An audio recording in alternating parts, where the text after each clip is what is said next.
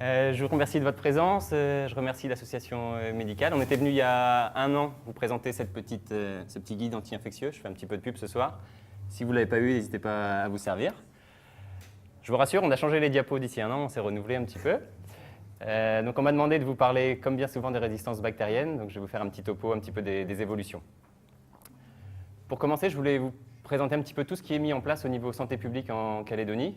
Quels sont les réseaux de surveillance que l'on a. Donc on a bien sûr des bactéries multirésistantes, des bactéries hautement résistantes, ça je vais vous en parler, mais ce n'est peut-être pas le quotidien des médecins généralistes, donc je vais aussi vous parler un petit peu des germes un peu plus sensibles. Donc on a quatre réseaux de surveillance. Celui dont on va parler le plus ce soir, c'est le réseau antibiorésistance. Donc là l'idée c'est qu'on va centraliser toutes les souches du territoire qui sont dites hautement résistantes. Et on va aussi, tous les laboratoires qui vont détecter des résistances un petit peu inhabituelles, ils vont pouvoir nous envoyer la souche et on va essayer de déterminer le mécanisme de résistance. On a notre réseau gonocoque, donc là c'est pareil, on centralise toutes les souches de Nouvelle-Calédonie. Il y a une prévalence du gonocoque qui est vraiment importante en Calédonie, on a environ 100 souches par an. Par comparaison, pour vous dire, je bossais à Lyon avant, à Lyon je voyais, on va dire, 5 gonocoques par an. Donc là on en voit un tous les 3 jours, donc il y en a vraiment beaucoup. On suit la résistance du gonocoque. Pour le pneumocoque, c'est la même chose.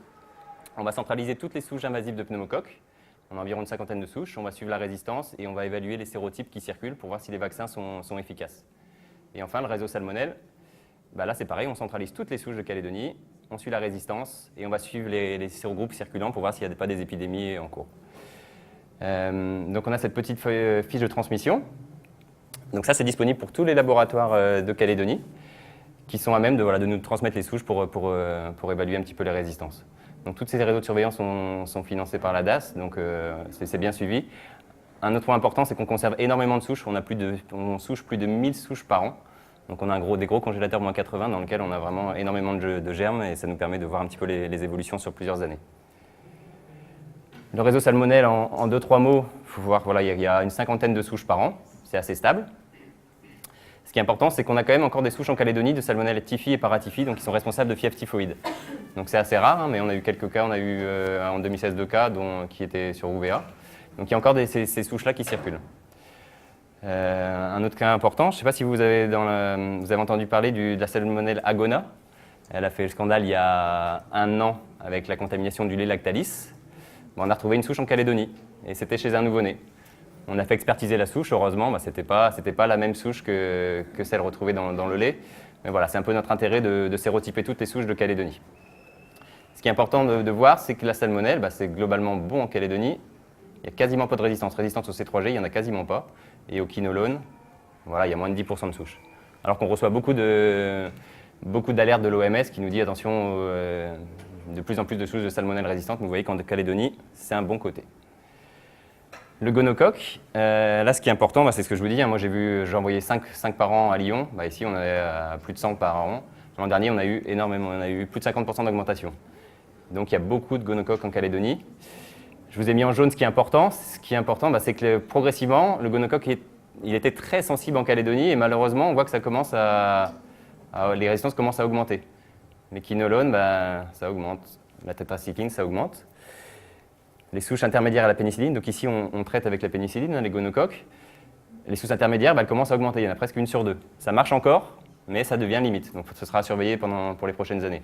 On a la chance d'avoir encore aucune souche résistante au céphalosporine de 3e génération.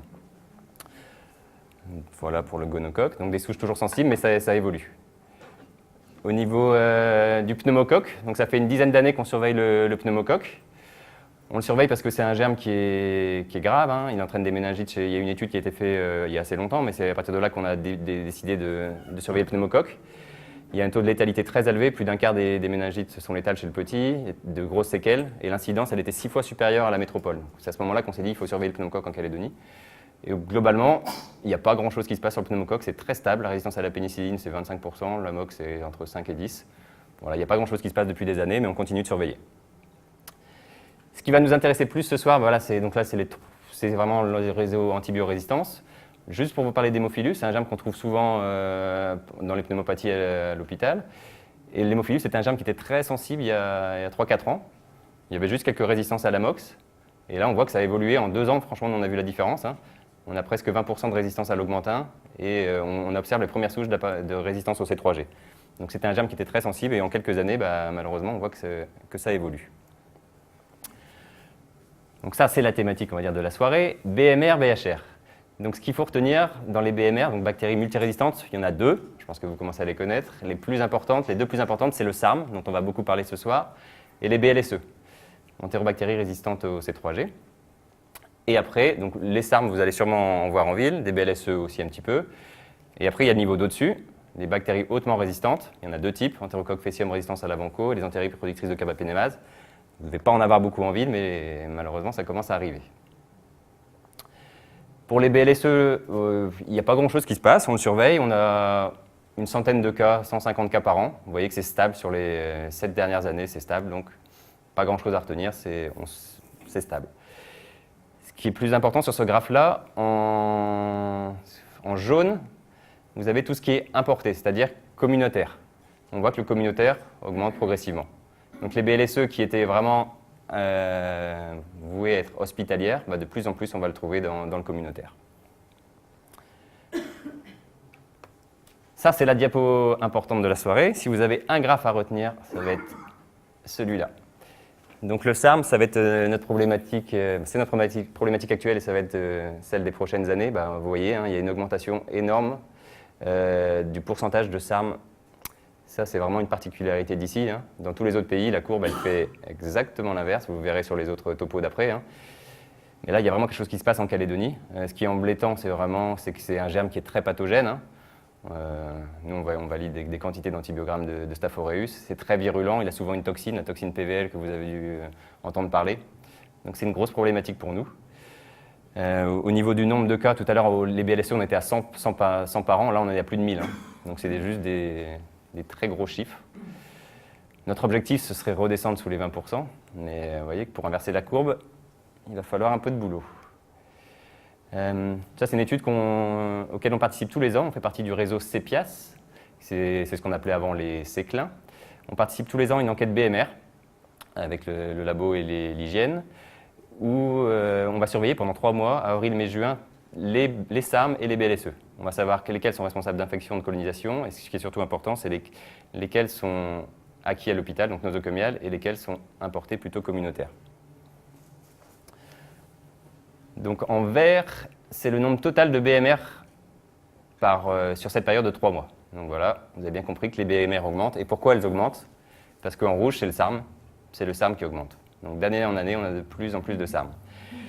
Sur les 4 prochaines diapos, en bas, j'ai mis à chaque fois la comparaison avec la métropole. En métropole, le SARM représente 24% de leur BMR. Nous, on est à 71%. Donc voilà, c'est complètement inversé. Eux, ils ont beaucoup plus de BLSE en métropole, et nous, beaucoup plus de SARM. Ça, c'est un petit peu le même graphe, c'est juste sur l'enquête. On voit bien que le pourcentage de SARM, il augmente d'année en année. La comparaison, elle est importante aussi. En France, ils étaient à 32% en métropole, ils étaient à 32% en 2000. Et ils ont réussi à passer maintenant à 15%. Donc eux, ils ont exactement la courbe inverse de la nôtre, alors que nous, on est à 33%, ils sont à 15%. Et sur les 5 dernières années, eux, ils sont sous la barre des 20%. Donc le SARM, ce n'est plus une grosse problématique en métropole, mais vous avez bien compris que ça l'est chez nous. Ça, c'est la répartition infection-colonisation. En vert, c'est l'infection. Donc en gros, c'est un germe qui est très très responsable d'infection en Calédonie. Je peux vous dire, nous, je passe la moitié de mon temps à valider des antibiogrammes de SARM tous les matins. En métropole, ils ont 70% d'infection, alors que nous, on est à 94%. La deuxième diapo à retenir, ça va être celle-là. C'est la répartition communautaire nosocomiale du SARM. C'est toujours sur cette enquête avril, mai, juin. Donc vous voyez, ce qui est en bleu, c'est ce qui est importé, donc ce qui est communautaire. Donc inversement, en jaune, c'est tout ce qui est nosocomial. Avant, le SARM, c'était vraiment du nosocomial. Le SARM, on l'a attrapé à l'hôpital. Et vous voyez que ça a complètement chuté. Et maintenant, le SARM, nous, on voit des quantités de patients qui arrivent aux urgences en chirurgie pour des abcès à SARM, et on voit que ça. Donc là, il y a vraiment une inversion. Le SARM communautaire, ça prend vraiment des proportions énormes. On en a beaucoup plus qu'en métropole, pareil.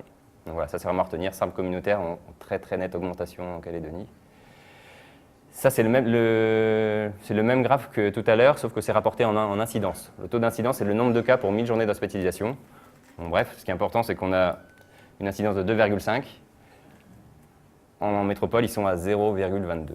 Donc on a une incidence 13 fois supérieure en métropole, qu'en métropole. Donc pour conclure sur le SARM, nous on est content au niveau du CHT. On a de moins en moins de SARM acquis, donc ça veut dire que nos mesures d'hygiène elles sont quand même efficaces. Par contre, ce qui est vraiment problématique, c'est que ça s'est répandu au niveau communautaire, donc ça sera la problématique d'aujourd'hui et de demain pour nous tous. Vraiment beaucoup d'infections avec vraiment des risques de bactériémie. Il y a des petites recommandations, on pourrait lire ça, des recommandations qui parlent du SARM communautaire, il y a pas mal de choses là-dedans. Je vais passer au niveau au-dessus. Donc on a vu les BMR, donc le SARM et les BLSE. Je passe au niveau au-dessus, donc c'est les BHR. Normalement, il n'y en a pas encore trop en ville, heureusement. C'est les bactéries hautement résistantes. C'est simple, il y en a deux. C'est les entérocoques Faecium résistants aux glycopeptides et les entérobactéries productrices de carbapénémase.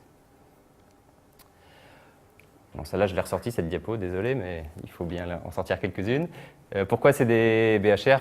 Ce qui est important, c'est que c'est des bactéries qu'on trouve dans le tube digestif. Les entérocoques et les entérobactéries, c'est présent au niveau digestif. Et on dissémine énormément. On dissémine plus des milliards d'entérobactéries tous les jours via les selles. Donc c'est comme ça que se transmet ces germes.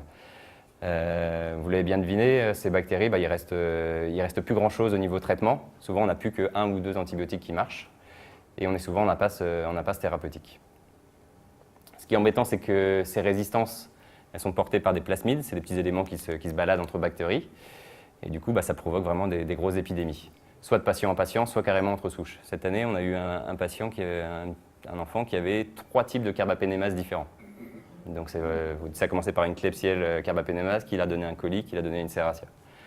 Le danger à l'hôpital, c'est que ça infecte des patients fragiles. Et le danger en ville, c'est que ça diffuse dans l'environnement. C'est pour ça que nous, on dépiste pas mal de patients.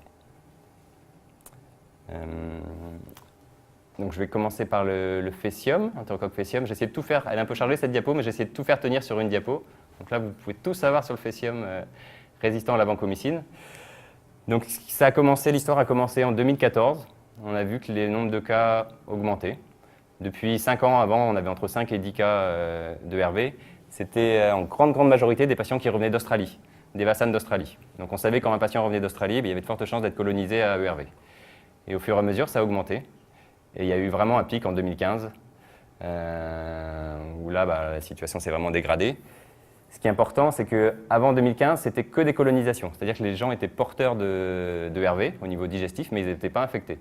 Sur le graphe d'après, vous voyez en rouge, c'est les infections à ERV. Donc là, il y en a eu c'est presque 20%.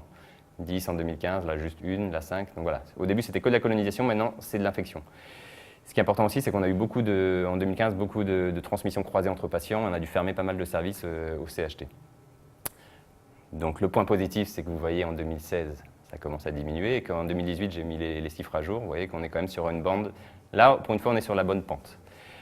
On a pas mal agi. Au CHT, il y a un service de cohorting depuis 2015 où on met tous les patients ERV positifs. On dépiste tous les patients contacts et on a un système d'alerte MELT. C'est-à-dire que tous les patients qui sont connus BHR, dès qu'ils passent le seuil de l'hôpital, ils sont fichés et nous on reçoit une alerte mail pour bien les orienter vers les bons services. Le point un peu critique, c'est qu'avant, je vous disais, c'était que des patients qui revenaient d'Australie. Maintenant, le problème, c'est que dans 50% des cas, il n'y a plus de notion d'hospitalisation à l'étranger. Donc ça veut dire que ces souches-là, malheureusement, elles ont disséminé dans la population. Juste pour vous expliquer pourquoi on suit cette bactérie, l'entérocoque, ce n'est pas un germe très, très virulent, mais cette résistance à la vancomycine, elle est portée par un plasmide. Et notre grande peur, c'est que ce plasmide, il passe au SARM, au Staphylococcus aureus, et encore plus au SARM. Vous avez bien compris avec les diapos d'avant qu'il y avait de plus en plus de SARM. Donc si on a de plus en plus de SARM et plus en plus de RV, il y a bien un jour où le plasmide il va passer. Et là, on sera vraiment embêté. Donc voilà, je vous ai mis l'intérêt collectif. Aujourd'hui, on essaie d'éviter que ces germes disséminent pour éviter l'apparition des SARM résistants à la vanco.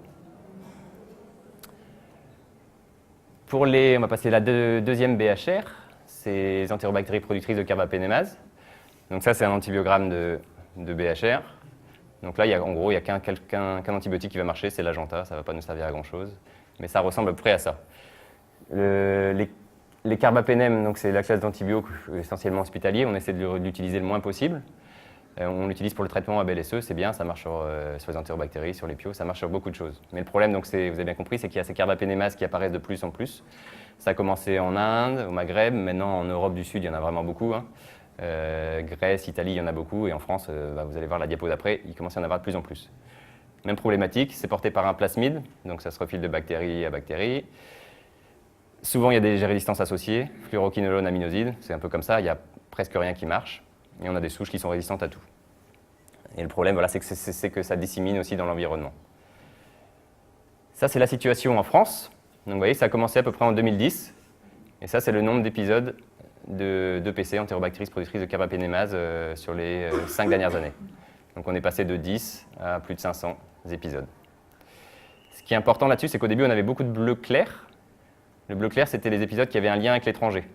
Donc au début, c'était essentiellement des patients qui revenaient de l'étranger. Et au fur et à mesure, vous voyez qu'il y a de plus en plus de bleu foncé. Ça veut dire que c'est des gens qui n'ont jamais voyagé et qui attrapent ces germes résistants. Là, c'est la situation en Calédonie. Donc la première souche, elle a été détectée en juillet 2013. Aujourd'hui, on en est à 76 souches. Donc ça augmente. Hein. Un peu comme les ERV, au début, on n'avait que des colonisations. Et ben maintenant, c'est ce qui est en rouge ou orange. Donc au début, il n'y avait pas d'infection. 2 infections, 4 infections, 8, 7. Donc le problème, c'est que vous avez bien vu l'antibiogramme, hein, quand vous traitez ces patients-là, il n'y a pas grand-chose. Un peu comme les ERV, il n'y a presque pas de notion de voyage pour ces patients. Donc ces souches aussi, elles sont présentes en Calédonie. L'an dernier, j'étais assez positif parce que je vous avais dit qu'il n'y avait encore eu aucune épidémie d'EPC en Calédonie. Donc ça, c'était il y a pile poil un an. Depuis, j'ai changé cette ligne-là. Hein. On a eu 2 grosses épidémies, je dis grosses pour la Calédonie. Hein. Sur les 26 cas de 2017, il y en a 17 qui ont eu lieu en réanimation, une épidémie qui nous a tenu 3-4 mois, et on a dû décontaminer tout le service de réanimation. Donc, je ne vous explique pas le boulot que c'était. Et en début d'année, on a eu à peu près la même chose. Sur les 25 cas de 2018, on en a eu 15 qui ont eu lieu en réanimation néonate. Et là, là c'est pareil, c'était une galère pendant plusieurs mois. Donc voilà, on est très vigilants parce que ces chousses, elles se répandent vite. Ça, c'est la répartition un petit peu CHT, CHS. Bon, vous voyez que pour l'instant, c'est encore localisé à l'hôpital, au CHT. J'en ai fini pour les résistants. Je voulais juste vous parler un petit peu d'autre chose. On essaie de surveiller aussi la consommation antibio. On croise nos données antibiorésistance consommation. Il y a un plan national qui est sorti il y a quelques années.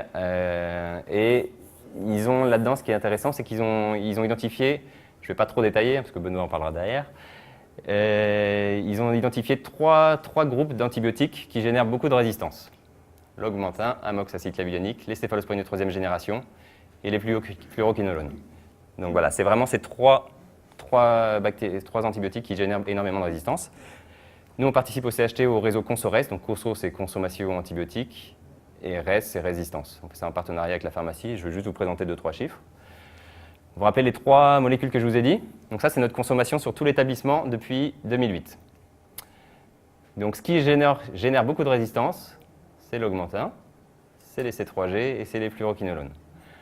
Je n'ai pas honte de vous présenter ces chiffres parce que tous les établissements de France, de métropole, c'est pareil. Donc, tout le monde a les mêmes chiffres. En ville, c'est exactement la même chose. Donc voilà, il n'y a pas à rougir de ces chiffres. On sait qu'on n'est pas bon sur ces points-là. Ce que je mets en avant, c'est l'amélioration. Donc ça, c'est ciblé sur la médecine et la réanimation. Je ne fais pas ça parce que mes collègues sont à côté de moi, mais on voit que les fluoroquinolones dans les services de médecine, elles ont diminué en 10 ans de moitié. Donc l'échelle ici, là, je ne vous l'ai pas dit, pardon, c'est le nombre de doses définies par journée sur 1000 journées d'hospitalisation. C'est comme ça qu'on permet de se comparer entre les établissements. En réanimation, en 10 ans, ils sont diminués par 3 leur consommation de fluoroquinolone. Donc voilà, il faut rester positif, on diminue tout doucement, et l'idée c'est qu'au fur et à mesure des années, qu'en 2025, que la pente continue. Là, c'est pareil au niveau ciblé sur la chirurgie. C'est des bons consommateurs d'augmentin. On le voit ici. Mais ce qui est positif, c'est que ça diminue quand même. Donc voilà, on sait sur quoi on doit agir. On a énormément de données. Là, je remercie la pharmacie parce qu'on a énormément de données là-dessus. Donc on sait sur quoi on doit agir et on fait tout pour.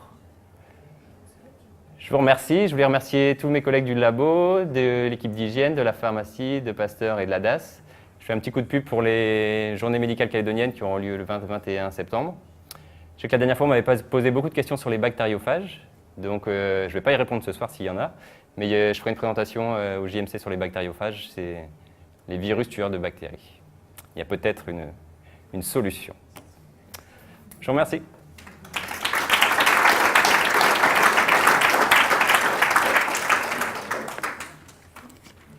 S'il y a des questions, on a 5 minutes.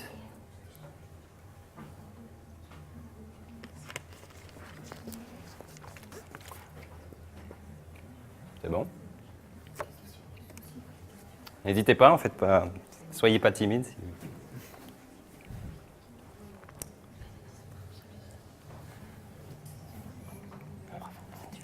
Bien, micro.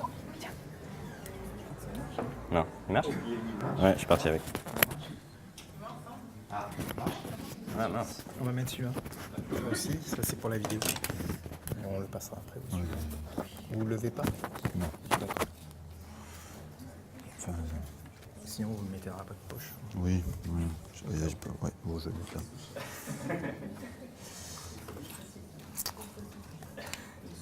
Pas de questions pour...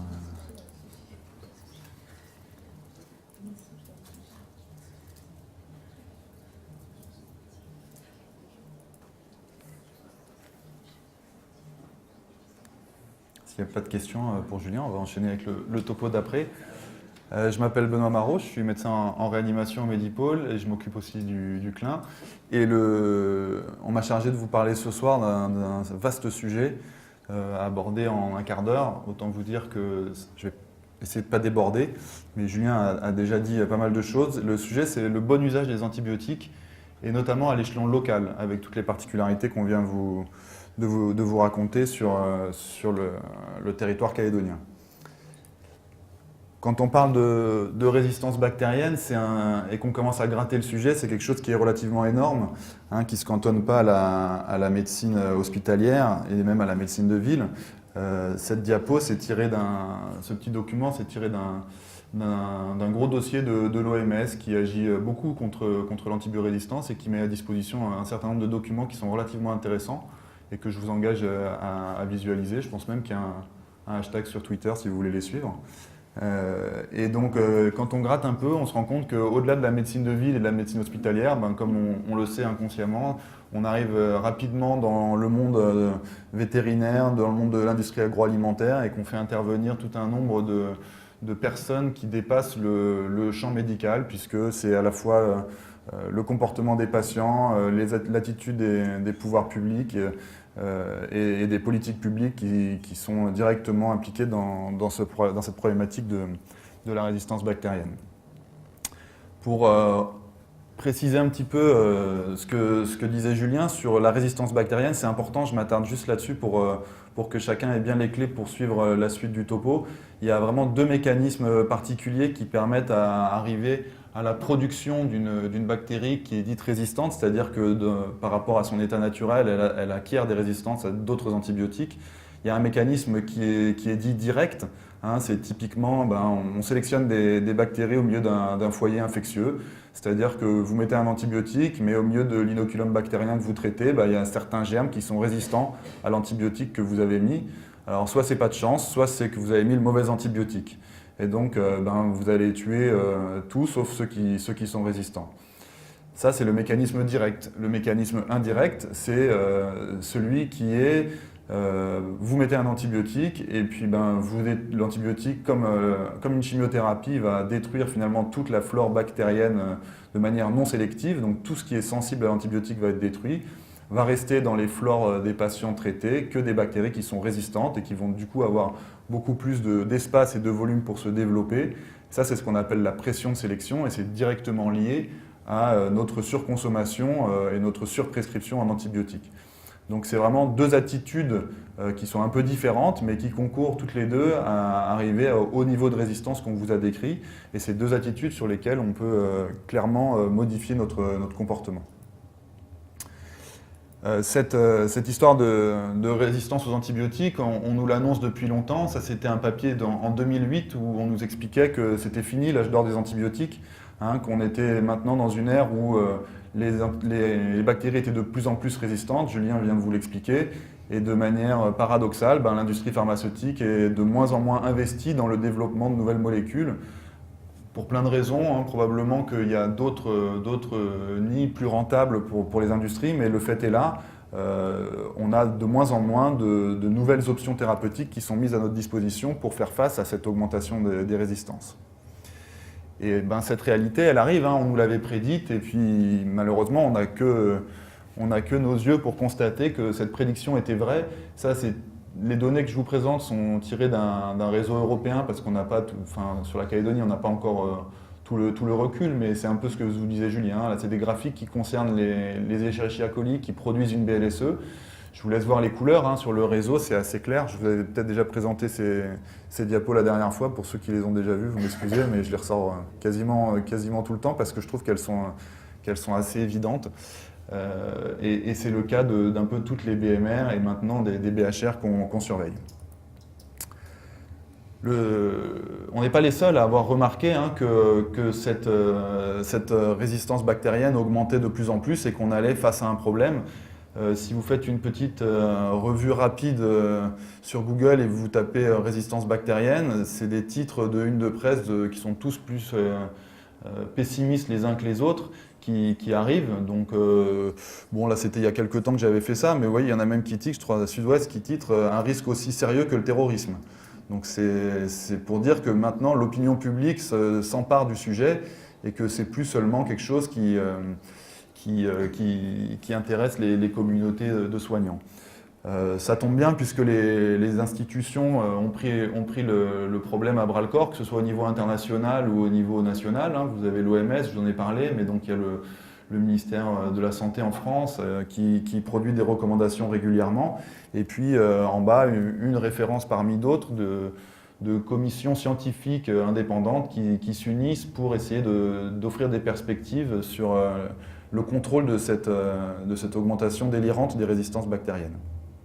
Pour revenir très rapidement et illustrer les propos de manière un peu plus terre-à-terre avec ce que vous racontez Julien, par exemple, si on prend le cas d'une BLSE, on a vu que, surtout en France, en Calédonie c'est relativement stable, mais en France il y a de plus en plus de patients qui sont porteurs de BLSE, et on sait que plus on est porteur de BLSE, plus on a un risque que de la prochaine infection qu'on fasse, que ce soit à l'occasion d'une chirurgie ou de manière complètement spontanée, elle soit à une BLSE.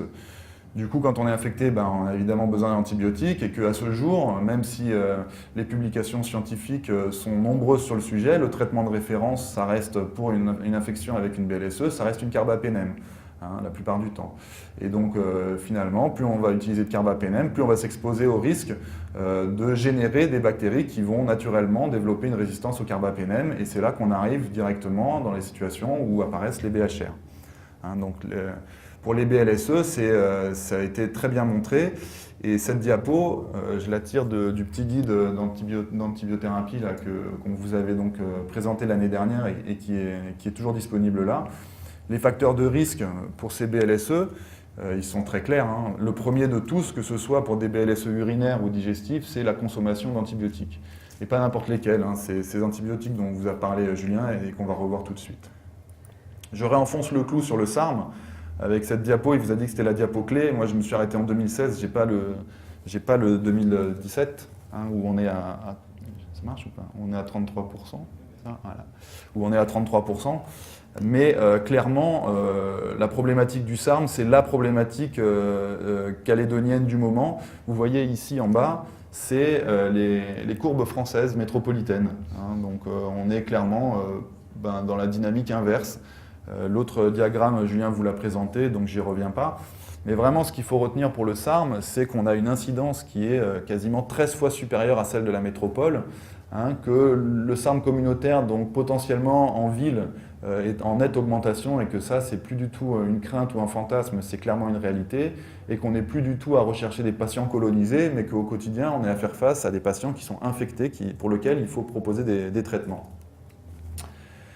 Et donc si on avance un peu dans ce tableau dramatique, Julien vous a évoqué tout à l'heure que certaines souches de staph, particulièrement en Calédonie, alors pas qu'en Calédonie, mais dans les zones intertropicales comme la Calédonie, ces staph peuvent générer une toxine qui est particulièrement agressive et délabrante, la toxine de pentonvalentine, hein, c'est staph PVL qui donne des tableaux cliniques avec des pyomyosites un peu diffuses, des patients avec des abcès généralisés qui peuvent aller jusqu'à des nécroses pulmonaires et des chocs toxiniques gravissimes.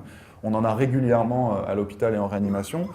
Dans le travaux de 2010 de la thèse d'Audrey qui est là, qui travaillait sur l'incidence des PVL dans les infections sévères à staph en Calédonie, Audrey, il n'y avait aucun SARM dans ce travail. Et l'année dernière, en réa, avec un interne, on a réalisé un travail en reprenant les patients depuis 2010, alors certes que ceux qui sont en réanimation, mais tous ceux qui avaient été en réa pour une infection avec un staph qui produisait une PVL. Et nous, on a retrouvé 40% d'incidence. C'est-à-dire qu'en l'espace de 10 ans, pour ces germes, ces staph qui sont particulièrement gravissimes, avec un taux de mortalité qui est particulièrement élevé, on est passé de 0% de SARM à 40% de SARM. Donc si on combine à la virulence du germe liée à la PVL une résistance particulière avec le SARM, on est dans des situations cliniques qui sont de plus en plus compliquées.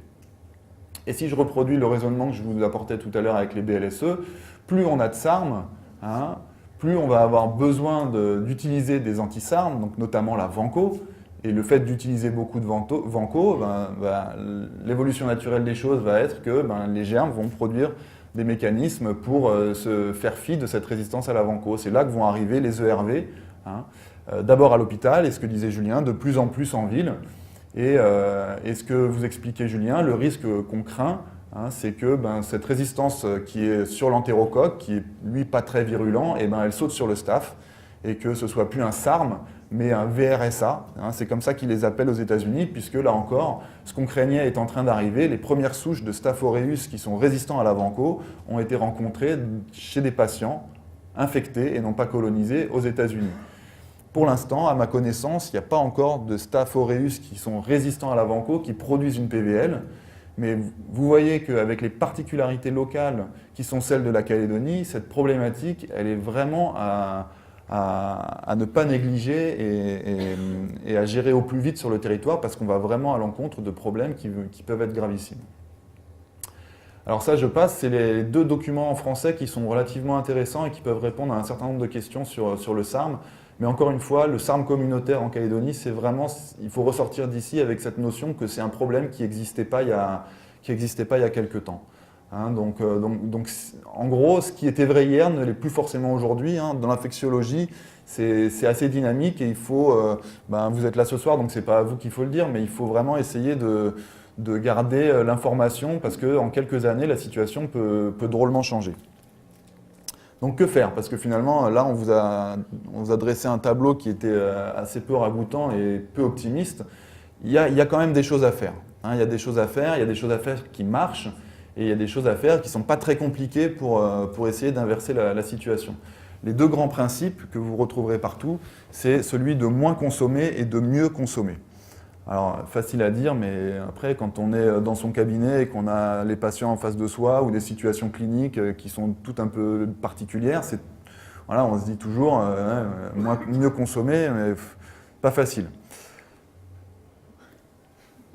Je pourrais m'arrêter là et dire, bon ben voilà, on a fait ce travail, et puis finalement tout est regroupé là-dedans, mais ça ne suffit pas, il faut aller un peu plus loin. C'est vrai que ce guide, il résume quand même beaucoup de choses, on va le remettre au goût du jour bientôt, mais pour comprendre, on va aller un petit peu plus loin. Toujours avec ces plaquettes de l'OMS, quand il y a la plaquette médecin, il y a une plaquette directeur d'hôpital, il y a une plaquette infirmière, il y a une plaquette sage-femme, il y a même une plaquette patient, où il résume un peu les principaux points. Qu'est-ce que vous faites, vous, dans votre quotidien, pour lutter contre la résistance aux antibiotiques? Eux, ils demandent, appliquez-vous toujours les protocoles de lutte contre les infections? Avez-vous recours à des tests diagnostiques pour prendre des décisions en toute connaissance de cause, etc., etc. Ils listent un certain nombre de points qui sont intéressants. En pratique, pour prescrire moins, eh ben, c'est à la fois le rôle du médecin, mais c'est aussi la responsabilité du patient. On a dit pour prescrire moins, eh ben, on peut s'aider des référentiels, des aides. Audrey vous en parlera encore tout à l'heure. On peut prendre un avis auprès d'un infectiologue quand il n'est pas débordé et qu'il peut répondre au téléphone. Ça arrive. Et après, il y a d'autres... c'est gratuit. Il y a certains d'entre vous, je sais, qui utilisent le principe des ordonnances différées. Alors on pourra en parler, est-ce que c'est une bonne méthode ou pas? Est-ce que c'est quelque chose qui doit être diffusé plus largement? Ça a ses points positifs, ça a certains points négatifs, on pourra en parler tout à l'heure. Et puis il y a le rôle de l'informatique. Je ne vais pas dire tout le monde est informatisé maintenant, mais presque. Donc dans vos cabinets, on espère que bientôt vont arriver des logiciels qui vont pouvoir nous aider à mieux prescrire les antibiotiques. Ça commence à arriver, mais c'est pas encore, ils ne font pas encore légion. Et puis côté patient, c'est aussi de leur responsabilité, on a dit, mais c'est surtout un problème de communication auprès des patients. Il y a beaucoup de campagnes qui ont été mises en place sur le territoire calédonien comme sur le territoire métropolitain. Vous avez vu passer ces affiches qui sont encore ici, que vous pouvez mettre à disposition des patients dans vos salles d'attente ou n'importe où. Il y a plein d'autres supports qui ont été faits à l'occasion de campagnes de... Là, c'est la campagne Les Antibiotiques juste qu'il faut, mais il y en a d'autres qui ont été faites, qui sont soit pour les médecins, donc avec par exemple des chartes. Dans les services, nous, on affiche dans la charte du bon usage des antibiotiques. Ça fait prendre conscience aux malades quand ils attendent un peu que nous, versant médecin, on prend le problème à bras-le-corps et qu'il y a un vrai problème en ce moment. Il y a des fiches à donner aux médecins en disant bah voilà, je vous ai prescrit une infection qui n'a pas besoin d'antibiotiques, voilà pourquoi, ça peut peut-être éviter 10 minutes de palabres dans une journée où il y a déjà beaucoup de monde qui est déjà bien rempli. Et puis voilà, il y a tout plein de plaquettes qui peuvent être disponibles, vous les trouvez facilement sur Internet, mais c'est une aide clairement qui est mise en avant dans la littérature pour faire accepter le fait de moins prescrire les antibiotiques, parce qu'il est vrai que les patients sont parfois déçus quand ils ressortent du cabinet avec un syndrome fébrile grippal, qu'ils ont 40 et qu'on leur dit bah non, il n'y a pas d'antibiotiques. Alors moins consommer, oui, mais alors avec des chiffres pour parler c'est un peu mieux. Je vous disais, la résistance, la consommation antibiotique, c'est à la fois humain, à la fois animal. Vous voyez que c'est 50-50. Les antibiotiques à visée humaine, c'est la moitié de la consommation animale. Dans l'Union européenne, c'est des données qui sont un peu vieilles. Depuis, il y a eu des progrès qui ont été faits à la fois sur la consommation humaine et la consommation animale, mais c'est quand même de cet ordre de grandeur-là. Donc, si nous, déjà, sur le versant médical, on arrive à gérer nos 50% à nous, eh ben, on sera déjà content, sachant que quand on regarde ces graphiques, qui concerne donc la consommation. Julien vous montrait tout à l'heure la consommation hospitalière, ça c'est la consommation en médecine de ville au niveau européen, que ce soit en 2002 ou en 2009, et après, pardon, c'est à peu près pareil, la France métropolitaine est assez mal placée au niveau européen, voire très mal placée. On est de ceux qui consomment le plus d'antibiotiques, qui prescrivons le plus d'antibiotiques en médecine de ville. Ça, c'est le réseau Raisin en France, qui, dans ses documents, nous explique que parmi tous les antibiotiques qui sont consommés en France, 93% sont prescrits en ville et 7% à l'hôpital. Donc vraiment en ville, dans l'optique de moins consommer, il y a un rôle qui est énorme à jouer là-dessus. Et il y a un impact qui clairement va pouvoir avoir lieu si chacun d'entre nous en prend conscience et peut-être modifie un peu ses pratiques. Celle-là, on va passer. Le message d'optimisme, quand même, c'est de dire qu'il y a un certain rationnel à tout ça. Certes, plus on consomme, plus on constate l'apparition des résistances. À gauche, c'est consommation de pénicilline et résistance du pneumocoque. Plus on consomme, plus le pneumocoque, au bout d'un moment, il devient résistant. C'est vrai pour les BGN et les fluoroquinolones. Plus on consomme de fluoroquinolones, donc c'est en bleu, plus les BGN deviennent résistants aux fluoroquinolones. Ça, je pense que vous l'avez compris, et c'est assez clair pour tout le monde. Ce qui est bon à savoir aussi, c'est que moins on consomme, moins ça résiste. Et qu'on arrive à faire marche arrière. Donc il n'est jamais trop tard. Ça, c'est à l'hôpital. On diminue la consommation d'antibiotiques, on diminue la résistance des BGN. Ça marche en ville aussi. hein. C'est voilà, l'exemple du pneumocoque et de l'érythro. On arrive avec une politique sur une échelle de temps qui est relativement courte, hein, sur 3 années, on arrive à des résultats qui sont quand même hyper satisfaisants puisqu'on a 25% de résistance en moins, hein. Donc l'idée, c'est vraiment de diminuer dans tous les pôles possibles la consommation pour limiter l'apparition des résistances, même si le tableau qu'on vous dresse est déjà assez inquiétant. On peut faire marche arrière. Donc mieux consommer, maintenant, c'est le deuxième versant de la chose. Julien vous a parlé de ce document qui est sorti en 2013 et qui a été réactualisé en 2015, publié par l'ANSM, hein, et qui apporte la notion d'antibiotiques critiques. Qu'est-ce que c'est que ces antibiotiques? C'est des antibiotiques qui sont responsables de la colonisation et donc, a fortiori, à court ou moyen terme, de l'infection par des bactéries résistantes, que ce soit des BLSE et des ERV. Hein. Et donc ça, je ne vais pas réinsister, mais vous avez bien compris que la crainte, c'est que toutes ces BMR et BHR, elles prennent toute la place dans le monde de l'infectiologie. Alors, ce qui est mis en tête de gondole de ce document, avec toutes les mesures qui sont à l'intérieur, c'est quand même de dire que ça doit s'intégrer dans une approche globale. Hein. Ce n'est pas juste des initiatives isolées qui vont permettre d'inverser la tendance, mais c'est bien quelque chose de plus général. Ça, comme je n'ai pas beaucoup de temps, on passe. Et donc, ces 3 antibiotiques, hein, Julien vous a déjà vendu la mèche, mais vous le saviez déjà de toute manière, c'est l'augmentin, hein, les céphalosporines, et en particulier les formes orales, et surtout les C3G, et surtout la ceftriaxone qui n'est pas orale. Et puis les fluoroquinolones, on va y revenir. Pour vous donner un ordre d'idée, en pourcentage de prescription en médecine de ville, l'augmentin, c'est 1/4 des antibiotiques qui sont prescrits en cabinet. Les autres, c'est un peu moins significatif, mais ils ont un pouvoir de nuisance qui est tel qu'ils ont quand même été mis sur la liste des antibiotiques critiques. Hein. C'est intéressant aussi de savoir que le premier antibiotique qui est prescrit en cabinet, c'est l'amoxicilline. Hein, donc que ce soit l'augmentin ou l'amox, on est quasiment aux 2/3 des prescriptions antibiotiques en médecine de ville. Alors pourquoi l'augmentin?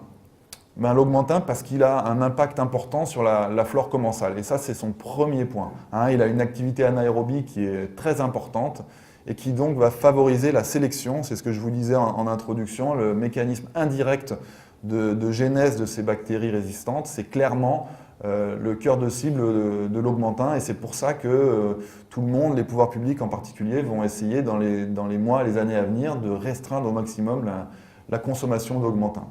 Hein, et l'augmentin, donc ça favorise l'apparition des BLSE, mais avec des papiers récents, on sait aussi que maintenant, hein, ça favorise aussi l'apparition des ERV, ce qui paraît peut-être un peu plus biscornu, mais qui est une réalité. Et l'augmentin, c'est quand même un antibiotique qui est phare dans la prescription des médecins, que ce soit les médecins hospitaliers, médicaux, chirurgiens, les médecins de ville, tout le monde prescrit de l'augmentin. Et si les gens pouvaient avoir de l'augmentin en supermarché, tout le monde prendrait de l'augmentin, quoi. Donc vraiment, ça va être un des principaux problèmes à gérer parce que l'augmentin est particulièrement néfaste dans la genèse des résistances et que sa consommation est ultra utilisée.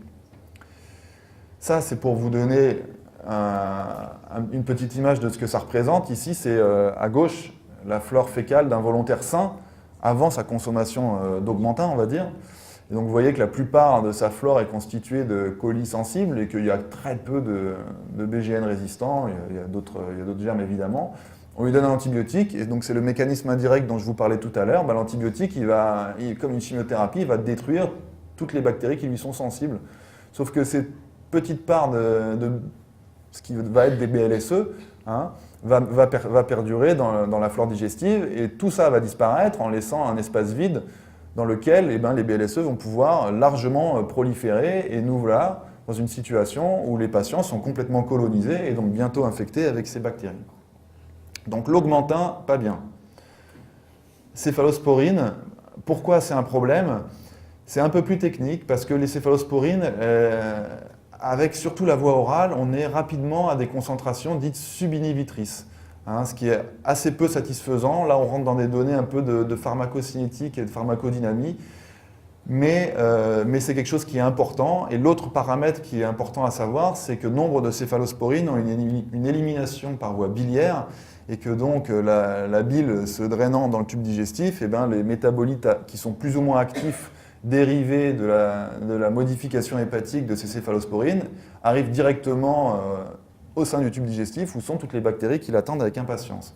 Et donc là, on se retrouve avec un risque de générer des BLSE et des ERV qui est important, a fortiori avec la rocéphine. C'est pour ça que la ceftriaxone est montrée du doigt, parce qu'elle a une élimination totalement par voie hépatique et biliaire, contrairement au claforan qui, lui, a une élimination rénale et donc qui a un effet un peu moins néfaste sur l'écologie. Et donc là aussi, on se retrouve dans une situation où on génère des BLSE. Voilà, juste une diapo de pharmacocinétique. Donc, les céphalosporines, comme toutes les autres amoxicilline et bêta-lactamine, sont des antibiotiques qui sont concentration dépendants, c'est-à-dire que plus leur concentration dans le sang va être élevée, plus leur action contre les bactéries va être efficace. Et donc, on a l'habitude de dire que pour être bien efficace, il faut être 4, 5, 6, 8 fois en concentration sanguine au-dessus de la CMI.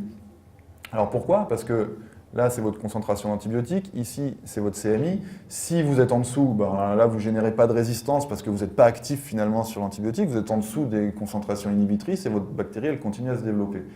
Si vous êtes juste une fois ou à peine plus au-dessus de la CMI avec votre antibiotique, vous allez arriver dans ce qu'on appelle cette fenêtre de sélection, là où vous allez détruire un certain nombre de bactéries dans votre foyer infectieux, mais pas toutes. Parce qu'il y en a d'autres qui vont avoir des CMI qui vont être un peu plus élevés et de la même manière que sur la diapo que vous avez vue tout à l'heure, celles qui ne vont pas être touchées vont pouvoir proliférer dans l'espace qui est laissé vacant.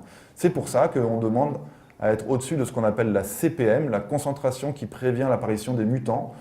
Et donc quand on est au-dessus, globalement, à aller 5-6 fois au-dessus de la CMI, on est dans une zone où on est relativement rassuré. L'utilisation hospitalière, de plus en plus ces dernières années, et notamment en réanimation, on commence à doser nos antibiotiques, puisque le laboratoire nous rend la CMI, on arrive à doser l'antibiotique dans le sang et de voir si oui ou non on est bon, et si on n'est même pas trop haut à des niveaux toxiques. Et les fluoroquinolones, j'en finis avec elles et j'arrête de parler après. Les fluoroquinolones, pourquoi c'est pas bien, mais vraiment pas bien les fluoroquinolones, encore moins bien que l'augmentin? Parce qu'elles favorisent, donc ça on l'a dit, la colonisation par les BLSE, mais comment? Parce que les fluoroquinolones, elles ont un pourcentage d'acquisition de résistance qui est élevé. Et quel que soit le mode d'utilisation, quels que soient les paramètres pharmacocinétiques de la molécule que vous choisissez, quand vous utilisez une fluoroquinolone, si vous réutilisez une fluoroquinolone derrière, ça ne marchera pas, ou ça marchera moins bien. C'est pour ça que et en plus, vous allez générer des résistances. C'est pour ça que dans tous les facteurs de risque de BLSE, vous voyez apparaître est-ce que votre patient a consommé des fluoroquinolones dans les 6 mois. Ce n'est pas des mauvais antibiotiques parce qu'ils marchent bien et c'est pour ça qu'on a souvent envie de les utiliser, mais on a un pouvoir d'adaptabilité des bactéries face aux fluoroquinolones qui est hyper élevé et donc rapidement, on se retrouve dans des impasses et en plus à utiliser des molécules qui marchent moins bien et qui génèrent des résistances, que ce soit des BLSE, des ERV, mais aussi des SARM. Et là, la boucle est bouclée, on revient à notre problème de SARM sur le territoire. Donc il faut vraiment avoir en tête que les fluoroquinolones, elles ont un effet inéluctable sur toutes les flores en faisant apparaître des SARM, des SARM, des SARM. Là, c'est pour vous montrer que je ne vous dis pas des bêtises. C'est de mémoire l'équipe de Lariboisière qui a publié beaucoup sur le sujet. Et donc, très concrètement, ils donnent là, c'est du Ciflox à des volontaires sains. Et puis, ils analysent dans la flore fécale l'apparition des résistances. Vous voyez qu'à 7 jours, à 14 jours, à 42 jours, on a notamment des résistances au Ciflox qui apparaissent, mais aussi à d'autres antibiotiques. Et donc cette résistance, elle ne concerne pas que les fluoroquinolones. Quand vous utilisez une fluoroquinolone, vous grillez pour la fluoroquinolone par la suite, mais aussi vous grillez des cartouches sur d'autres antibiotiques.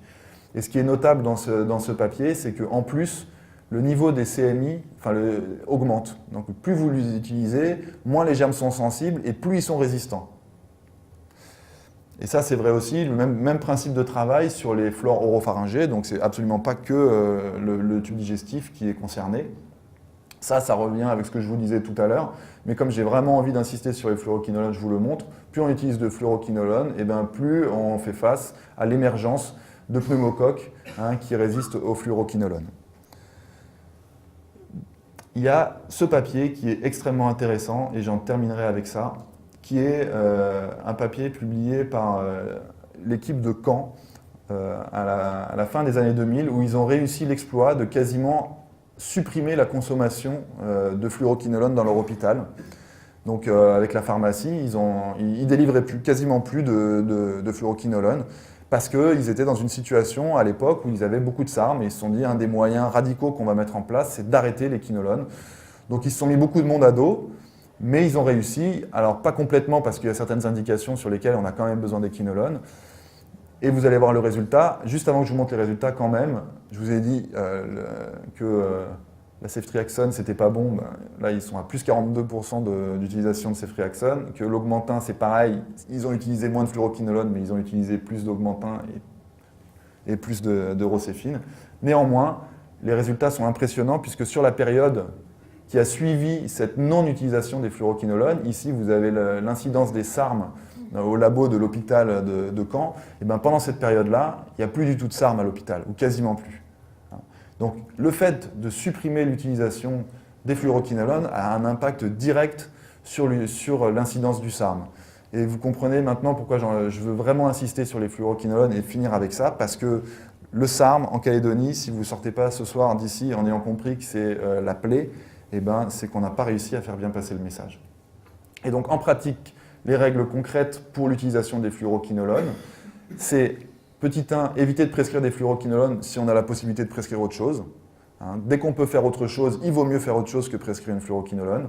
Ça ne sert à rien d'être extrémiste et de dire on ne fait jamais de fluoroquinolone parce qu'il y aura toujours des cas exceptionnels où on en aura besoin. Mais vraiment, si vous avez la possibilité de faire autre chose, faites autre chose. Et puis si vous avez besoin de le faire, il faut le faire, mais pas de façon répétée. Il faut bien demander à vos patients et regarder dans les dossiers est-ce qu'ils en ont eu dans les mois précédents. Parce que pour le coup, s'ils en ont déjà eu, là, on est dans une situation particulièrement compliquée. Choisir la fluoroquinolone la plus active sur la bactérie isolée, oui, ben ça c'est un joli principe, mais il y a quand même une confusion qu'il faut essayer de ne pas... Un point important à bien comprendre qui est l'utilisation du Ciflox, qui est pratiquement la première fluoroquinolone qui est utilisée, que ce soit à l'hôpital ou en ville. Il faut savoir que le Ciflox, ça n'est ni plus ni moins que de l'oflocète sur lequel on ajoute sur le spectre le pio. Donc finalement, le Ciflox n'a d'intérêt que si vous avez besoin ou vous suspectez une infection avec du piocyanique. Si ce n'est pas le cas, il ne faut même pas penser au Ciflox, l'oflocète suffira. Et ça, on en a beaucoup parlé, on essaye d'en parler beaucoup parce que dans la tête de tout le monde, fluoroquinolone, c'est Ciflox. Mais non, fluoroquinolone, c'est plutôt oflocète que Ciflox si on a besoin de les utiliser. La ciprofloxacine, ça doit être, c'est marqué en gros, ça doit être réservé aux infections qui concernent ou qui suspectent des BGN non fermentants. Voilà, après, c'est des concepts un peu plus généraux, ne pas exposer inutilement les patients au fluoroquinolone et respecter les doses recommandées pour des histoires de pharmacodynamie et de pharmacocinétique. En conclusion, on vous a dressé un tableau assez sombre en termes d'écologie, en termes d'évolution de l'écologie, de rapidité de l'évolution, mais il y a des choses à faire, des perspectives encourageantes. La consommation d'antibiotiques, on sait qu'elle impacte tous les écosystèmes de l'organisme, mais on sait qu'en agissant dessus, on fait mieux. Donc l'idée à garder, c'est mieux prescrire en évitant les antibiotiques critiques. Je pense que là, c'est bon. Juste le temps qu'il faut, ça ne sert à rien de prescrire globalement plus de 7 à 10 jours. Si jamais vous avez besoin de prescrire plus de 7 à 10 jours, c'est que c'est une indication qui est vraiment particulière. On est vraiment dans une période où les papiers travaillent à valider des schémas thérapeutiques les plus courts possibles. Alors ça ne veut pas dire qu'il faut traiter que 48 heures, mais ça veut dire qu'il faut vraiment faire attention à votre durée de traitement. Adapté aux antibiogrammes, si vous avez des prélèvements qui retrouvent des germes, Audrey va vous en parler, autant utiliser l'antibiogramme qu'on vous rend, même s'il vous reste 2 jours, 3 jours de traitement, ça vaut le coup de changer la molécule. 24 heures de gagné, c'est 24 heures de gagné sur un spectre. Alors c'est un peu contraignant, mais il faut essayer de prendre le pli. Moins prescrire, c'est prescrire des antibiotiques juste quand on en a besoin, ça on en a parlé. Résister à la pression des patients, on en a parlé. Et puis tout ça, l'ANSM le disait en introduction, mais ça s'intègre dans une politique qui est plus globale. Et il ne faut pas oublier, en médecine de ville, on l'insiste beaucoup à l'hôpital, mais l'hygiène des mains, au milieu de tout ça, ça a une place prépondérante. Et que ce soit la tenue de travail ou l'hygiène des mains entre chaque patient au cabinet, c'est un vecteur énorme de transmission de résistance bactérienne sur lequel il est hyper simple d'agir. Les propositions qui sont à l'étude, vous verrez peut-être dans les semaines ou dans les mois à venir, c'est ce qu'on appelle la dispensation contrôlée des antibiotiques. C'est quelque chose qui est très à la mode. Il y a beaucoup de littérature là-dessus, que ce soit en médecine hospitalière surtout, mais de plus en plus en médecine de ville. Et notamment, on a en arrière-pensée l'Augmentin, la fusidine, tous ces antibiotiques sur lesquels le SARM est directement en conflit. Et à l'avenir, d'essayer de peut-être modifier leur modalité de prescription. Et cette diapositive, je vous la mets en conclusion parce qu'elle est relativement intéressante. En France, on est quand même un des pays qui a le plus de possibilités d'antibiotiques. Alors ça fait mentir ma première diapo, je vous disais qu'on avait de moins en moins de nouvelles molécules pour faire face aux nouvelles résistances. Néanmoins, on a encore beaucoup d'antibiotiques sur le marché. C'est vrai que ce n'est pas facile de s'y retrouver. On n'a probablement pas besoin de tout ça. Vous voyez que les Scandinaves, ils s'en sortent quasiment avec 2 ou 3 fois moins d'antibiotiques que nous et ils ne font pas moins bien. Donc on a une offre énorme, on s'y perd souvent. Peut-être qu'il faut limiter l'utilisation aux molécules qu'on sait utiliser, qu'on a l'habitude de prescrire et avec lesquelles on est sûr de ne pas faire de bêtises. Voilà, je vous remercie de votre attention si vous avez des questions.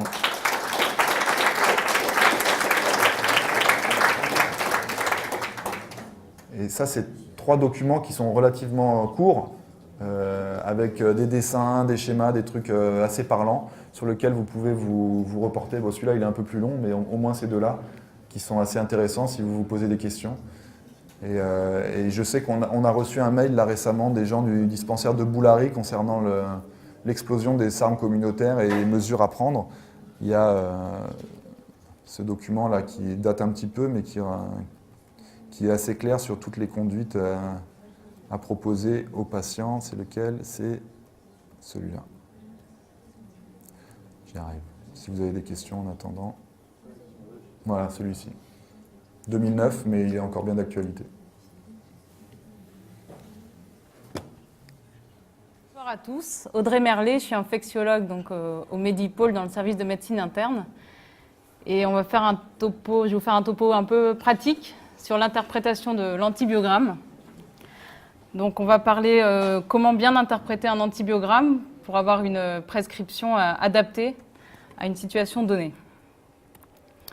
Donc tout d'abord, je vais vous faire quelques rappels, mais très rapides, et après on va voir les bactéries les plus couramment impliquées dans les infections, et on parlera enfin de l'antibiogramme ciblé. Donc tout d'abord, sur l'antibiogramme, vous verrez sensible, résistant, intermédiaire. Donc ça dépend de la CMI, la concentration minimale inhibitrice, c'est-à-dire la plus faible concentration d'antibiotiques en milligrammes par litre, qui va inhiber toute croissance visible d'une souche bactérienne en 18 à 24 heures. Plus la CMI est basse, plus la bactérie va être sensible. Si elle est très haute, la bactérie va être résistante. Et entre les deux, c'est intermédiaire. Et dans ce cas, on peut quand même traiter l'infection, mais il va falloir utiliser des posologies très fortes d'antibiotiques, avec des antibiotiques qui vont bien pénétrer au site de l'infection. Les résistances, elles peuvent être naturelles, c'est-à-dire que la bactérie a déjà des résistances, mais c'est de base. Et puis, il y a des résistances acquises. On vous en a déjà pas mal parlé, par différents mécanismes. On ne va pas s'étendre dessus aujourd'hui. Alors, rentrons dans le vif du sujet. Donc, tout d'abord, le staphylocoque. Et en Calédonie, on en a beaucoup. Donc, pour rappel, au microscope, c'est un coccigramme plus en amas, comme vous le voyez sur la photo. Alors, staphylocoque et bêta-lactamine, il y a déjà pas mal de choses à dire. Donc, 90% des staphylocoques sécrètent une pénicillinase. Ça veut dire qu'il va hydrolyser les pénicillines G et les pénicillines A. Donc, vous ne pouvez pas utiliser d'amoxicilline ou de pénicilline G dans ces cas-là. Par contre, ça ne va pas hydrolyser les pénicillines M, oxacilline, cloxacilline. Donc, ça va être le traitement de référence du staphylocoque. S'il est méthicillinosensible, c'est la deuxième chose. Au niveau des bêta-lactamines, on va tester sur l'antibiogramme l'oxacilline. Si l'oxacilline est sensible, ça veut dire qu'il est méthi-S. Dans ce cas, le traitement le mieux, c'est la pénicilline M, donc oxacilline ou cloxacilline, ou les C1G, qui vont être bien meilleurs qu'une C3G. Donc la C3G, elle va élargir le spectre, donc en plus on va être très large, donc moins écologique, et en plus on est moins efficace. De même pour l'augmentin. L'augmentin marche beaucoup moins bien sur un staph méthi-S qu'une péni-M ou une C1G. Donc ça, par contre, attention, je parle des traitements qui vont être intraveineux, parce que, attention, péni-M et C1G par voie orale, c'est très mal absorbé. Vous savez que le Bristopène a été retiré du marché, justement parce qu'il n'est quasiment pas absorbé.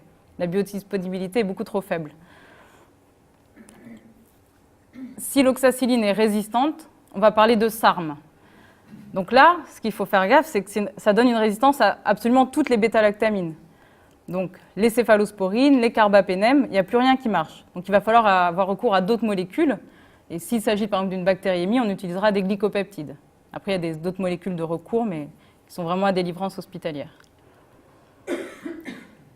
On fera un petit exemple après d'antibiogrammes. Pour les aminosides, vous verrez sur les antibiogrammes qui vous testent kanamycine, tobramycine, gentamicine. Alors l'astuce, c'est que la kanamycine répond pour l'amicacine. Bon, ça, c'est vrai qu'il faut le savoir. Et que la résistance est progressive, c'est-à-dire que la première impactée, ça va être la kanamycine, ou l'amicacine, si vous voulez. Puis la tobramycine et enfin la gentamicine. Donc le meilleur antibiotique, c'est la gentamicine, qu'il faut utiliser en premier sur un staphylocoque. Pour les fluoroquinolones, c'est simple, c'est la loi du tout ou rien. Soit elles marchent toutes, soit il n'y en a aucune qui marche. Donc c'est assez simple. Pour tout ce qui va être macrolide, lincosamide, streptogramine, il y a une petite astuce, c'est qu'il faut faire attention si votre souche, si la bactérie est rendue résistante à l'érythromycine, il faut éviter d'utiliser la clindamycine parce que ça peut induire une résistance sous traitement. Donc vous pouvez avoir un échec alors que vous traitez le patient. Donc quand vous voulez utiliser de la clindamycine, notamment pour les infections, les furonculoses avec des staphes PVL, la clindamycine est intéressante parce qu'elle a une activité anti-PVL, et bien il faut quand même vérifier sur votre antibiogramme que la souche est bien sensible à l'érythro. Pour le staph, attention, il y a 3 molécules qui sont très fragiles, l'acide fusidique, la rifampicine et les fluoroquinolones. Si vous les utilisez en monothérapie, vous allez avoir un échec sous traitement. En quelques jours, la bactérie devient résistante, surtout s'il y a un gros inoculum. C'est pour ça que notamment dans les infections ostéo-articulaires, qui sont des traitements très longs avec des inoculums qui peuvent être importants, on fait une bithérapie. Alors, un exemple d'antibiogramme. Donc là, vous voyez un staphylocoque.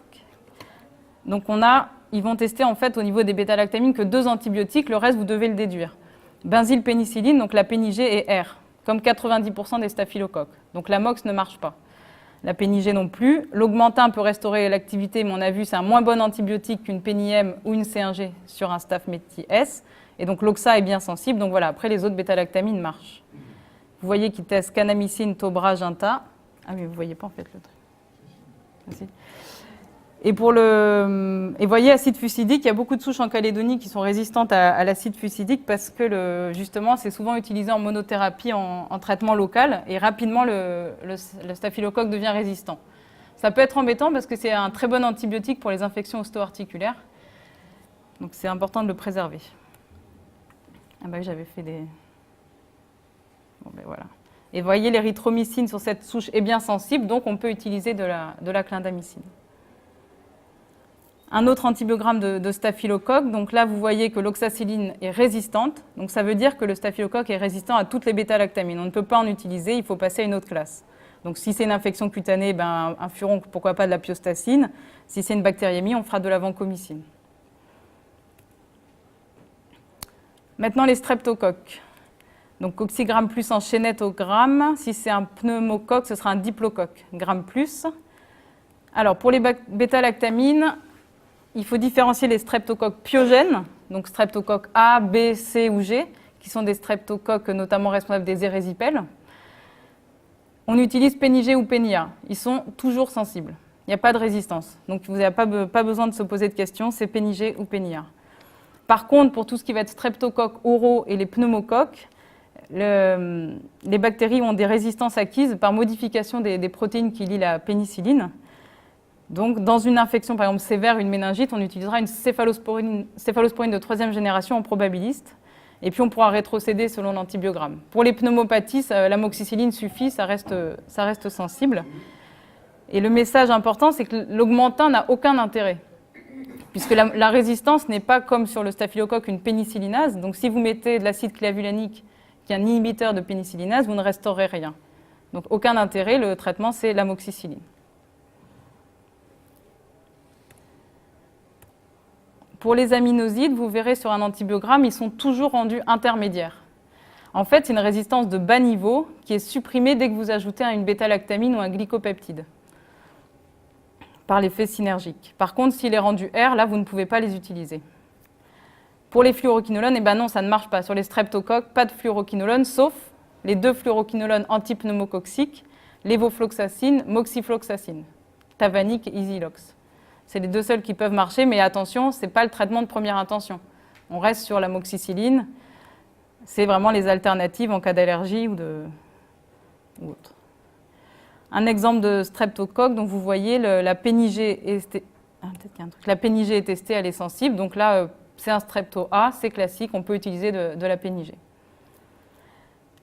Les aminosides sont rendus I, comme toujours, mais ça ne veut pas dire qu'il y a une résistance de haut niveau. Et là, vous voyez, ils ne testent que la lévoflo et la moxiflo, puisque c'est les 2 seuls quinolones qui marchent. Un autre antibiogramme, cette fois-ci de pneumocoque. Vous voyez que la pénicilline est sensible, donc là, c'est un pneumocoque constamment sensible, on peut utiliser de l'amoxicilline. Un autre pneumocoque, par contre, qui a acquis des résistances, il est résistant à la pénicilline. Donc là, pour une infection méningée, on utilisera plutôt des céphalosporines de 3e génération. Par contre, pour une pneumonie, l'amoxicilline marchera toujours. On enchaîne. L'entérocoque. L'entérocoque, donc coccigramme plus en chaînette également. Alors l'entérocoque est très particulier pour les bêta-lactamines parce qu'il a une résistance naturelle aux céphalosporines. Que ce soit des C1G, C2G, C3G, C4G, il n'y en a aucune qui marche. Le traitement qu'il faut utiliser, c'est l'amoxicilline. Il y a d'autres traitements qui marchent, la pipéracilline, les carbapénem, mais là, c'est vraiment des traitements de recours. Voilà, là, il faut retenir amoxicilline, mais surtout, attention, pas de C3G. Si l'amoxicilline est résistant, et sur l'antibiogramme, on va vous tester que l'amoxicilline, ça veut dire qu'il est résistant à toutes les bêta-lactamines. Donc, vous ne pouvez plus en utiliser. Donc, l'augmentin, là aussi, ne marchera pas. Ils sont vraiment résistants à tout. Donc, l'utilisation, dans ce cas, ce sera les glycopeptides.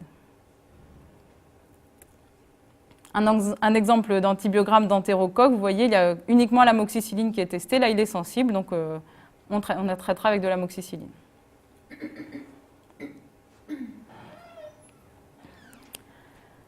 Les entérobactéries, donc c'est des bacilles gram négatifs.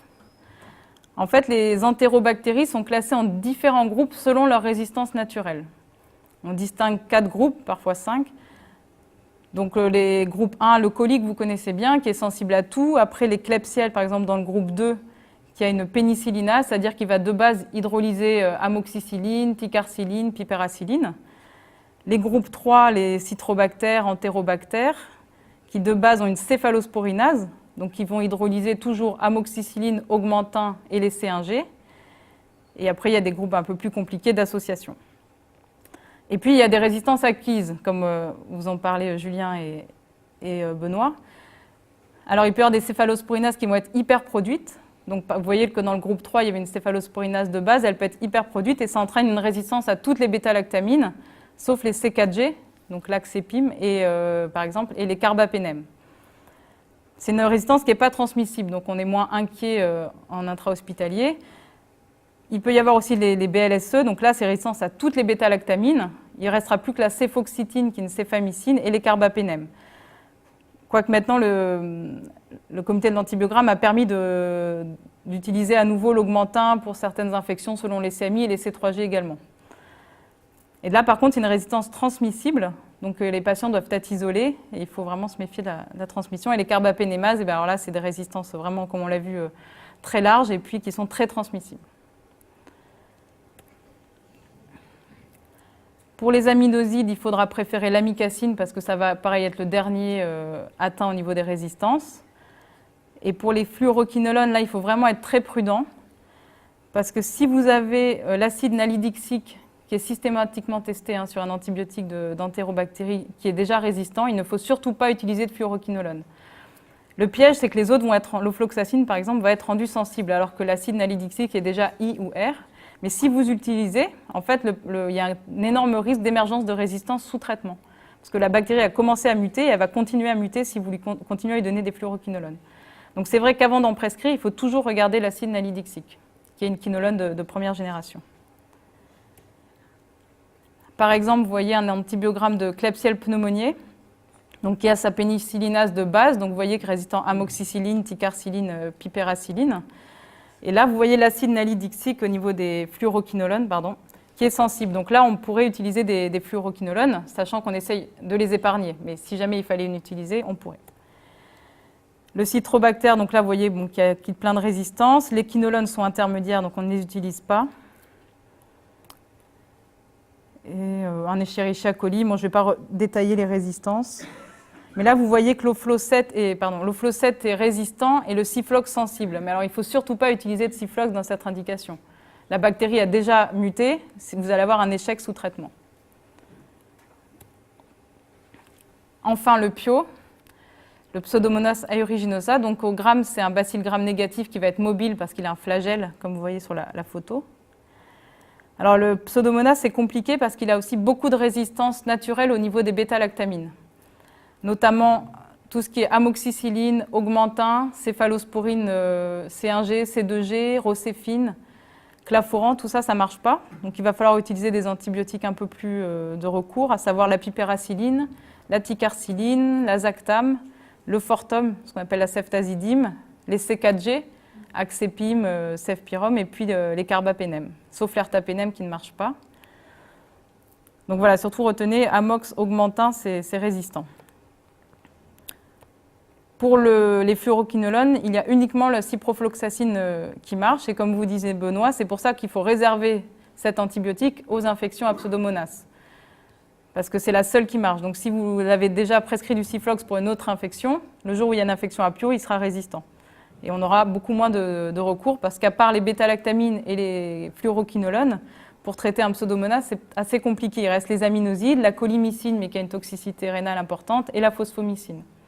Donc on est vite en impasse thérapeutique. Et attention, dans les infections à Pseudomonas et la monothérapie, c'est pareil, une bactérie qui entraîne des résistances très facilement.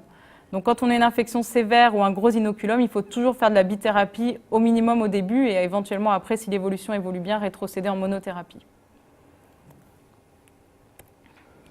Un exemple d'antibiogramme de Pseudomonas, vous voyez, il ne vous teste pas l'amox, pas l'augmentin, pas le claforan, tout ça est naturellement résistant. Donc on va vous tester la piperacilline, la tazocilline, les carbapénem. Pour les fluoroquinolones, ils vous testent que le Ciflox parce qu'il n'y a que celui-là qui marche. Ils testent le Tavanic, mais ce n'est pas un mode antibiotique. Retenez juste qu'il faut prescrire uniquement de la ciprofloxacine pour les infections à Pio. Donc ça, c'était pour la partie très bactériaux. Une petite dernière diapo sur l'antibiogramme ciblé. C'est quelque chose qui commence à se mettre en place en France. Donc j'aimerais avoir votre avis là-dessus. C'est en fait un rendu d'antibiogramme partiel. C'est-à-dire qu'au lieu de mettre toutes ces subtilités un peu de l'antibiogramme, on va directement orienter le résultat en fonction de l'origine de l'infection, du terrain, si c'est une femme enceinte, et également en fonction des recommandations et des antibiotiques les plus critiques. Donc ça permet d'avoir une... Bon, c'est vrai qu'il y a moins de choix, mais ça permet d'avoir que les antibiotiques les plus pertinents, d'épargner les antibiotiques critiques, et sachant que l'ensemble des résultats restent disponibles sur demande. Donc c'est quelque chose qu'on pourrait faire en Calédonie. Les limites, c'est vrai en médecine générale, c'est que la plupart des traitements sont probabilistes. Donc c'est vrai que sur l'impact de prescription, ça pourrait être limité. Par contre, à l'hôpital, ça a eu un effet dans les études sur la prescription. Ça a amélioré la prescription.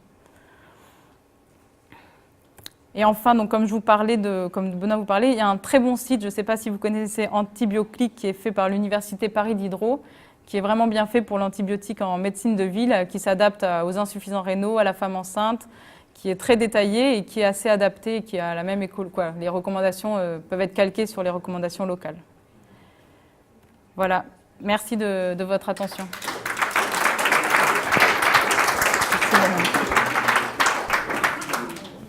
Est-ce que vous avez des questions?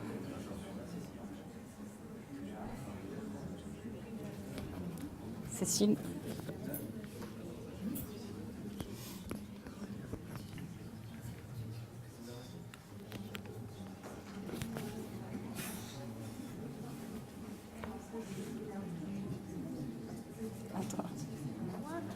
J'ai essayé de faire des choses un peu pratiques.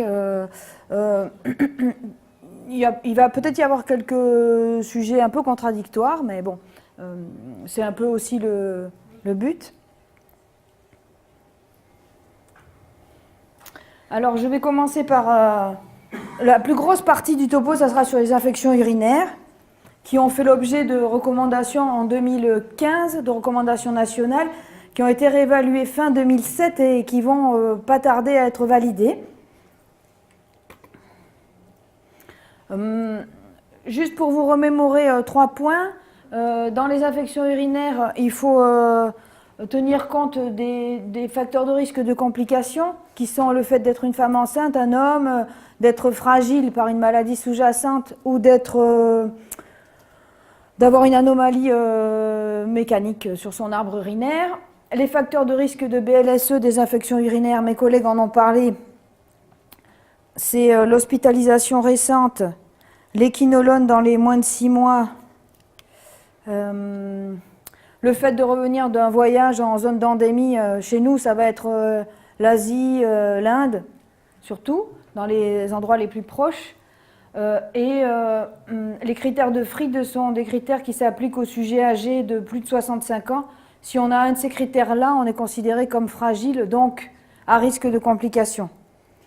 Le CBU, ça n'a pas tellement changé. Il y a une petite subtilité quand même sur le seuil de significativité de germes dans les urines en fonction de si on est un homme ou une femme. En pratique, on n'a pas tous le CBU vite.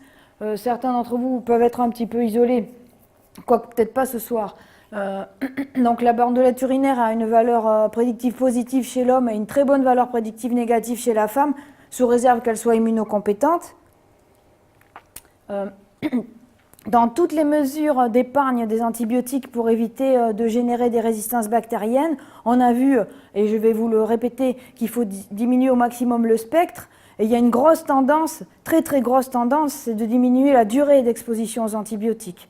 Donc finalement, quand nos patients ils disaient « Oh, ben ça allait mieux au bout de 5 jours, j'ai arrêté », je ne sais pas qui c'est qui avait tort ou qui avait raison avec le recul. Donc la cystite, bon, c'est un jour, pas de gros changements. La première intention, c'est le monuril. Et la deuxième intention, c'est le Célexide. Je ne sais pas si vous l'avez tous déjà prescrit une fois. Vous pouvez lever la main, ceux qui l'ont déjà prescrit. Voilà, donc je pense que c'est un antibiotique qu'il faut qu'on s'approprie nous-mêmes, mais aussi en médecine libérale, il faut qu'on... voilà, il est disponible en Nouvelle-Calédonie. C'est un matin et soir pendant 5 jours. C'est une pénicilline avec les effets adverses associés. Ça a l'avantage d'avoir un tout petit spectre. Donc on voit qu'on sautait les fluoroquinolones en monodose. Ça a disparu des recommandations nationales des infections urinaires. Monoflocette, Ciflox monodose, ça marche très bien, mais il ne faut plus l'utiliser. Les cystites à risque de complications se traitent entre 5 et 7 jours.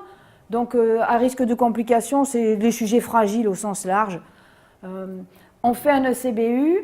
Alors là, il faut aussi s'approprier, dans la mesure du possible, l'antibiothérapie différée, de manière à ne pas exposer inutilement notre patient à un antibiotique à spectre large.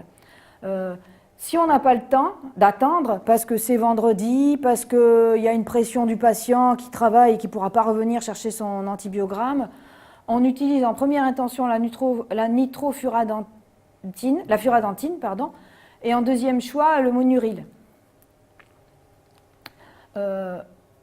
Si on utilise ces antibiotiques-là, c'est pour une durée de 1 jour pour le monuril, 7 jours pour la furadentine. Et je vous demande d'être à l'écoute des recommandations. Il est fort possible que sorte dans l'année à venir, enfin l'autre, 2019, une nouvelle façon de prescrire le monuril. Ce n'est pas encore validé, je l'ai mis, mais moi je ne le fais pas, je ne vous recommande pas de le faire, mais il est fort possible que dans la cystite à risque de complications, on fasse du monuril en 3 prises à jour décalé. Et enfin, j'en parlerai tout à l'heure, il y a le trimétoprime seul, donc un peu plus simple que le Bactrim qu'on pourrait utiliser pendant 5 jours. Là, ce qu'il faut retenir, c'est que si c'est pas grave, il faut essayer de trouver les antibiotiques à plus petit spectre et ne pas hésiter. Moi, j'ai mis longtemps à passer le cap, mais l'amoxicilline dans l'infection urinaire, ça marche très très bien. Mais on n'a pas forcément été éduqué comme ça. Les cystites récidivantes, ça veut dire qu'on en fait au moins, les définitions varient, mais en gros c'est au moins 4 sur l'année. alors là, il faut renforcer les portes ouvertes des recommandations d'hygiène, qui n'ont aucune d'entre elles n'a été validée. Faire pipi, bon, ben, ça ne marche pas forcément. Boire 1,5 litre d'eau par jour, ouais, mais bon, ça n'a jamais été vraiment validé. Et après, on peut proposer aux patientes, il faut s'adapter à la technique de faire un calendrier mictionnel, parce que se retenir de faire pipi en fonction de ses conditions de travail, nous, enfin les infirmiers, c'est professions super exposées. Tout ça, c'est des petits moyens qui font qu'on peut lutter contre les cystites récidivantes. Dans les autres moyens, je pense qu'il faut les discuter avec nous. C'est des antibiothérapies prolongées. C'est là où le Delprime, c'est-à-dire du trimétoprime, seul, à 1,5 comprimé par jour, peut avoir sa place. C'est un plus petit spectre que le Bactrim, puisqu'il n'y a pas le sulfométhoxazole dedans. C'est hyper intéressant, il n'y en a pas en Nouvelle-Calédonie. Mais c'est facile hein, d'en avoir, il suffit voilà. Les cystites récidivantes, ce n'est pas une urgence, hein, donc le Delprime, il n'y en a pas en Nouvelle-Calédonie, mais on peut le faire venir. Après, il y a la canneberge, bon, ça non plus, on entend tout, ça peut marcher. De toute façon, dans ces situations-là, on est démunis. Donc, il faut proposer aux patients, sachant que ce n'est pas la canneberge à boire, ça ne marche pas, ou alors il faudrait boire 15 litres par jour. C'est des comprimés, des gélules, avec un dosage d'au moins 36 mg jour de substance active. Il faut penser aux œstrogènes en application locale et il ne faut absolument jamais utiliser la furadentine dans cette indication, car la furadentine en cure répétée occasionne des toxicités pulmonaires et hépatiques mortelles. Ça fait un peu écho à ce qu'ont dit mes collègues tout à l'heure, c'est qu'une première dose d'augmentin ou une première dose de rocaine, par l'effet sur le microbiote et ou par des concentrations subinhibitrices, vont générer dès une seule prise des résistances bactériennes. Dans l'ordre de potentiel de sélection des résistances bactériennes, ce qui occasionne le moins de résistance bactérienne, du moins qui ont le moins d'impact sur le microbiote intestinal, c'est le monuril, la furadentine et le pivméthylinam, c'est celui qu'on doit s'approprier, le Selexid. C'est pour ça qu'ils ont été repositionnés en tête de gondole des recommandations dans les infections urinaires type cystite. L'augmentin et le Bactrim ont un impact sur le microbiote intestinal et encore plus, bon, ça va, pour l'instant on est cohérent, les quinolones et les C3G. La piélo, bon, je ne détaillerai pas, ce n'est pas très lisible, mais au moins après, le diaporama, vous l'avez, vous pouvez relire à tête reposée.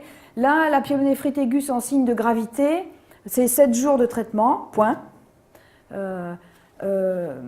Si vous utilisez une quinolone ou une C3G. Alors là, c'est un peu, ça va à l'encontre de ce qu'ont dit mes collègues, mais pas tellement, c'est qu'en probabiliste, c'est les antibiotiques qui ont été retenus. Par contre, rien ne vous empêche, et au contraire, tout vous pousse à privilégier des souches, si la souche est sensible, des antibiotiques à petit spectre. Et même si vous le faites à J3, ça vaut le coup.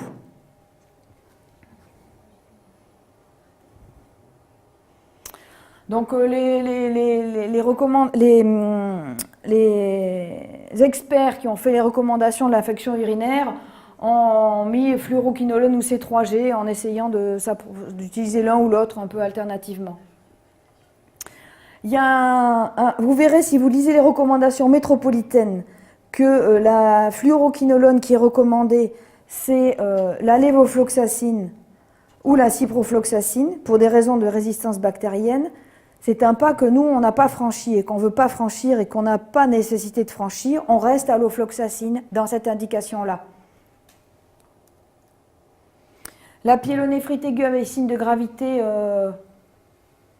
je ne détaille pas. Elle se traite 10 jours.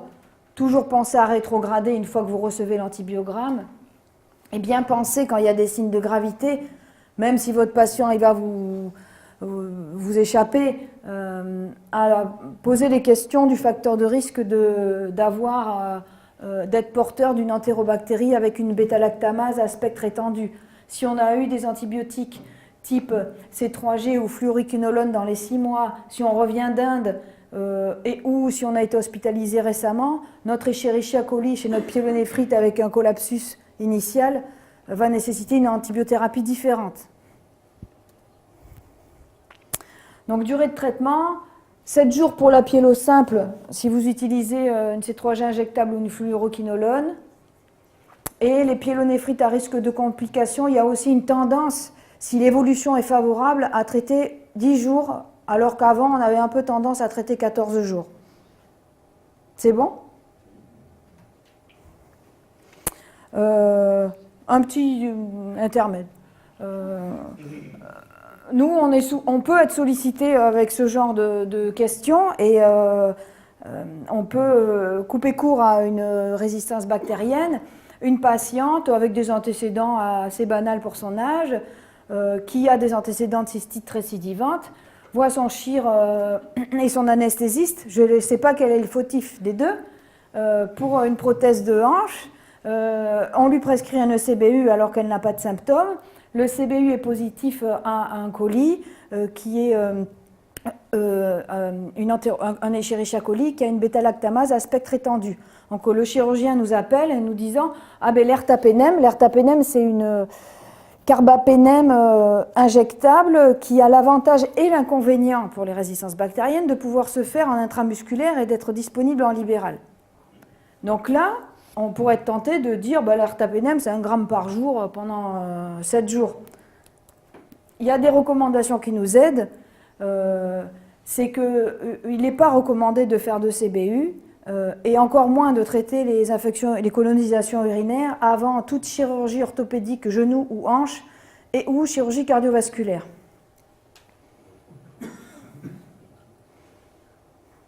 Je vais passer. L'infection urinaire masculine se traite toujours 14 à 21 jours. 14 jours quand vous pouvez utiliser des antibiotiques qui pénètrent bien dans la glande prostatique, comme les fluoroquinolones. Donc, Oflocet, hein, ça c'est les recommandations métropolitaines, mais nous on reste sur l'Oflocet ou le Bactrim, 21 jours pour les autres. C'est toujours documenté. Je vais passer, ça aussi. Voilà. Juste les recommandations qui sont métropolitaines, hein, nous, nos données, elles sont parfois incluses, mais on a une telle petite population qu'on ne fait pas le poids pour changer des recommandations. Néanmoins, on est à peu près dans les clous des recommandations. On peut à peu près s'y coller. Et si vous utilisez Antibioclic ou d'autres réseaux en ligne d'antibiothérapie, en probabiliste, vous allez vous y retrouver.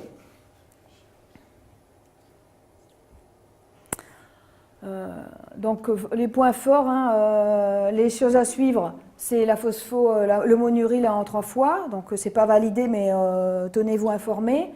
Le trimétoprime seul dans les cystites à risque de complications, ça existe, on peut se le procurer si l'indication est retenue. Et grossièrement, même l'équinolone c'est bien sur les pyélos, c'est nul et à abandonner totalement sur les cystites. C'est bon? Pas de questions? Est-ce qu'on fait une CBU post-thérapeutique? Non, c'est plus recommandé. En cas d'évolution favorable, c'est plus recommandé.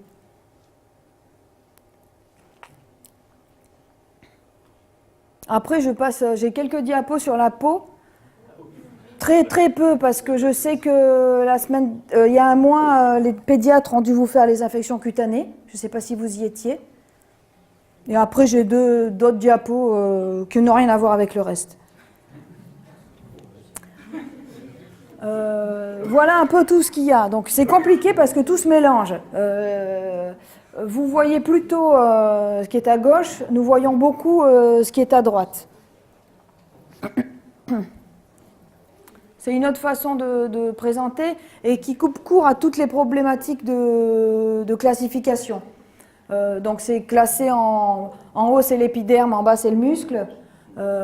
On voit beaucoup de dermohypodermite bactérienne ou érysipèle, que les anglo-saxons appellent cellulite, c'est ça qui fout un peu le bazar dans l'appellation.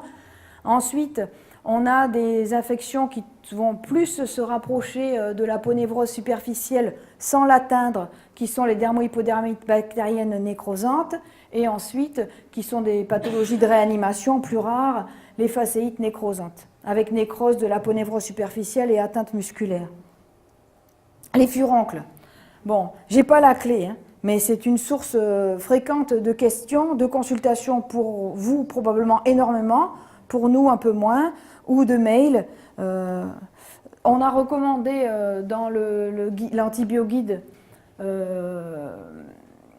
va voir ce qu'on fait sur la version 2019, mais pour l'instant on est resté sur un traitement antibiotique uniquement si le furoncle est gros, si le patient est immunodéprimé, toujours associé à une chirurgie qui est le meilleur moyen finalement de diminuer l'inoculum bactérien, c'est la chirurgie dans ces situations. On avait recommandé en premier la pristinamycine et en alternative une céphalo. On verra, selon l'évolution du SARM communautaire, si on change les recommandations. Je pense qu'on ne les changera pas dans les infections simples, mais on les a déjà changées dans les infections graves et de réanimation. On couvre d'emblée le staff métier. Alors bon, il n'y a rien qui est validé. Donc voilà ce qu'on peut proposer aux gens qui viennent avec des furoculoses récidivantes. Une fois qu'on a éliminé les causes simples, le diabète, on ne trouve jamais d'ailleurs. Les gens en général n'ont aucun antécédent. Moi, voilà ce que je leur propose. Ce sont les recommandations de notre référent d'antibiothérapie français. Et c'est extrait des recommandations américaines IDSA. Donc c'est 5 jours de douche à la chlorhexidine, 5 jours 2 fois par jour de mupirocine dans les narines. Et on essaie de traiter les gens qui vivent sous le même toit. J'enfonce le clou, mais la mupirocine, c'est un antibiotique naturel qui ne génère pas de résistance bactérienne sur le staph. Ça n'a rien à voir avec la fusidine, qui est un antibiotique, c'est de l'acide fusidique. Nous, on l'utilise aussi sous forme de comprimé, de gélules. Donc c'est vraiment la mupirocine qui doit être utilisée.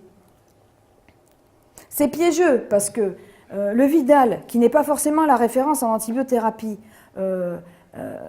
si vous regardez l'indication du Bactroban, il n'y a pas la décontamination des gîtes à staph, alors que la fusidine, elle a cette indication-là. Néanmoins, nous vous recommandons de ne pas utiliser la fusidine dans cette indication, ni dans très peu d'ailleurs.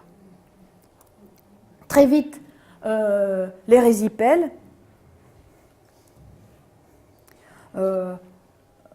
Streptocoque du groupe A, Audrey Merlet en a parlé avant moi. Les facteurs favorisants, on les connaît. Porte d'entrée ou lymphœdème, ou pas du tout. C'est du streptocoque. Il n'y a aucune place, mais aucune place, absolument aucune, pour l'augmenter dans cette infection-là. Les résipelles typiques, c'est du streptoa, donc on utilise de l'amoxicilline.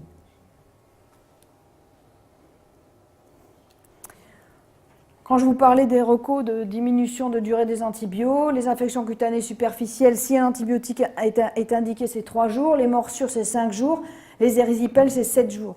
Globalement, dans toutes les recommandations d'antibiothérapie, il y a toujours 7 à 10 jours, 10 à 14 jours. Et bien voilà, il faut tous s'approprier la fourchette inférieure.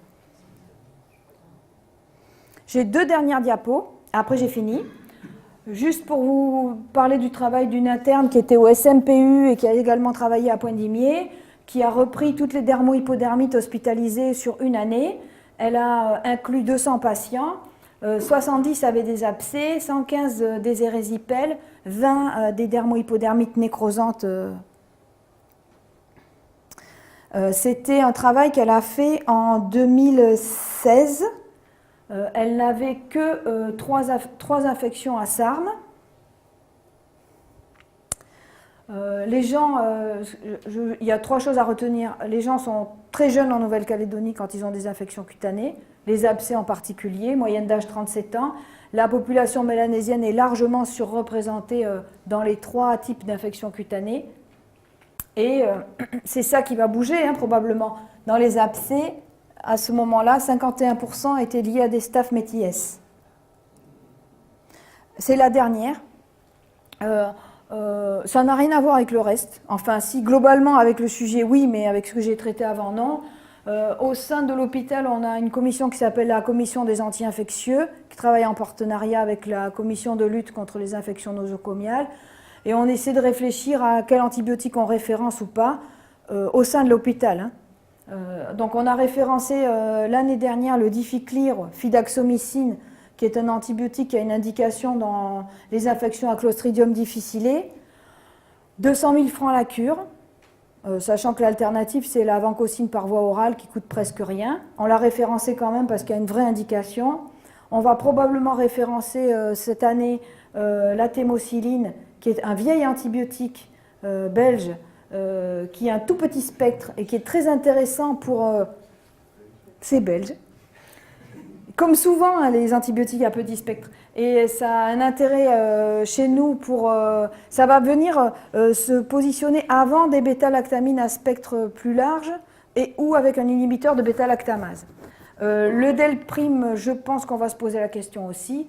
Et il y a quelques antibiotiques qu'on n'a pas référencés parce qu'ils ne sont pas intéressants sur nos BLSE locales ou sur nos piocyaniques. J'ai fini. Merci.